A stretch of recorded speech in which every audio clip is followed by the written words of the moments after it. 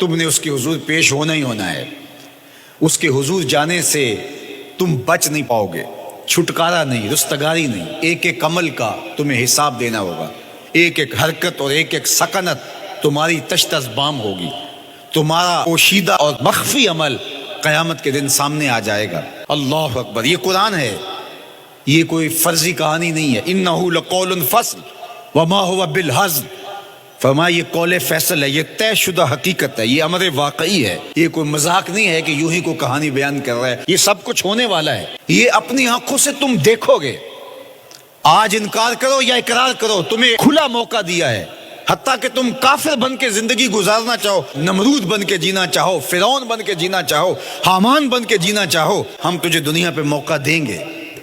لیکن یہ نہیں ہے کہ جب زندگی کی بساط لپیٹے گی پھر کام ختم ہو جائے گا. نہیں، یہ تمہیں ہمیں فرصت دی ہے، پھر ہم نے تم سے حساب لینا ہے. ایک ایک عمل تمہارے سامنے آئے گا. اللہ اکبر. ذرا غور کیجئے. فآمنوا باللہ، تو بہتر ہے کہ اللہ پر ایمان لاؤ. اس کے حضور تو تم نے آنا ہی آنا ہے. بہتر نہیں ہے کہ جیتے جی آ جاؤ، پھر لوگ تجھے اٹھا کے لائیں گے. اچھا نہیں ہے کہ اپنے قدموں سے چل کے آ جاؤ. کی آنکھ سن لوک یعقوب تینوں جدوں ٹر پہ سر منہ کج کے تو پھر جو کفن کی تنیوں میں لپیٹ کر کے تجھے لے کر کے جایا جائے گا. تو اچھا نہیں ہے کہ اپنے قدموں سے خود چل کے مالک کی دہلیز پہ چلے جاؤ. ایک حدیث میں آتا ہے کہ اللہ بندے کو اپنے سامنے سے ہٹنے نہیں دے گا جب تک اس سے 4 سوال نہیں کر لے گا. آپ دیکھیے، میں دیکھوں کیا ہم ان سوالوں کے جواب دینے کے لیے اپنے آپ کو تیار کر رہے ہیں. پہلی چیز، اللہ پوچھے گا عمر کہاں گزاری. دوسرا سوال، اللہ تعالیٰ علم کے بارے میں پوچھے گا. جو پڑھا تھا بتا، عمل کہاں تک کیا. خلوت، جلوت، زندگی، شام و سحر تیرے اس سیکھے ہوئے علم کی مطابقت میں تھے یا علم عزت دولت کمانے کے لیے پڑھا تھا.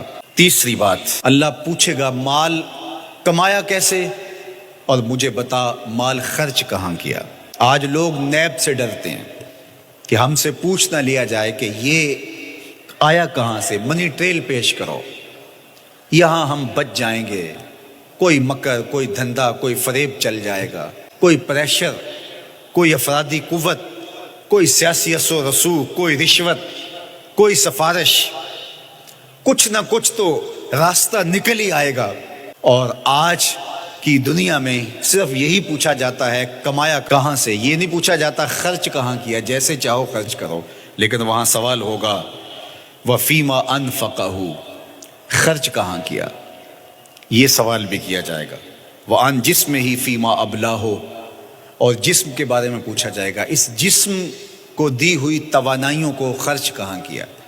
بعض روایت میں عَنْ شَبَابِهِ فِيمَا أَبْلَاهُ، جوانی کے بارے میں پوچھا جائے گا، تیری جوانی کے خوبصورت دن کہاں گزرے.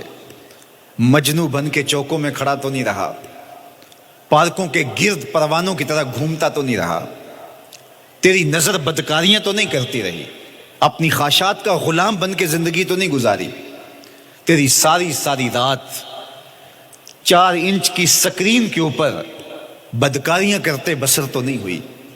پوچھا جائے گا بتا جوانی کہاں گزری.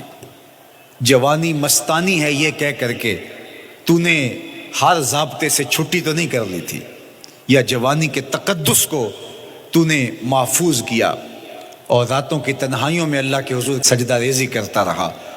میرے اور آپ کے آقا و مولا نے فرمایا جو جوان جوانی میں توبہ کرے وہ اللہ کو محبوب ہے. اللہ اکبر.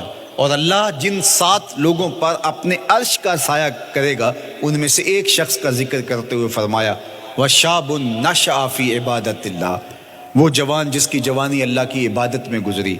قیامت کے دن جب کوئی سایہ نہیں ہوگا اللہ اسے اپنے عرش کا ٹھنڈا سایہ عطا فرمائے گا. میرے مخاطبین جو اس وقت میرے سامنے موجود ہیں بالمشافہ، اور پوری دنیا کے اندر جو اس وقت مجھے دیکھ رہے ہیں، ان میں زیادہ تر تعداد نوجوانوں کی ہے. تو میں آپ سب سے مخاطب ہوں اور آپ کو کہتا ہوں کہ یہ جوانی دوبارہ نہیں ملنی. بندہ کہتا ہے بڑھاپا آئے گا دیکھ لیں گے. جس طرح ہر چیز کا سرور جوانی میں ہوتا ہے، ہر چیز کا لطف بندہ کہتا ہے جوانی میں ہے، سجدوں کا جو لطف جوانی میں ہے وہ کسی اور زمانے میں نہیں ہے. اپنی پیشانی کو سجدوں سے آشنا کرو، اپنی جوانی کو مثل سحر بے داغ رکھنا، اپنے شباب کو الجھنے نہ دینا، اپنے شباب کے تقدس کو پامال نہ ہونے دینا۔ اس کائنات کا بہترین چہرہ وہی ہے جو جنسی کالک سے محفوظ ہے۔ اپنے تقدس کو مجروح نہ ہونے دینا۔ تمہاری زندگی شبنم سے پاکیزہ تر رہے، سحر سے پاکیزہ تر رہے۔ تمہاری جوانی اتنی خوبصورت ہو کہ محمد عربی کو رشک آئے تمہاری جوانی پر۔ اپنی جوانی کو آوارگی میں بسر نہ کرنا، اپنی اس جوانی کو دین کے لیے وقف کرنا۔ سحری کے سجدوں میں آنسو بہا کر کے جوانی کا لطف کشید کرنا۔ جوانی کا لطف اور مزہ رب کے ساتھ محبت اور رب کے ساتھ عشق کرنے میں ہے۔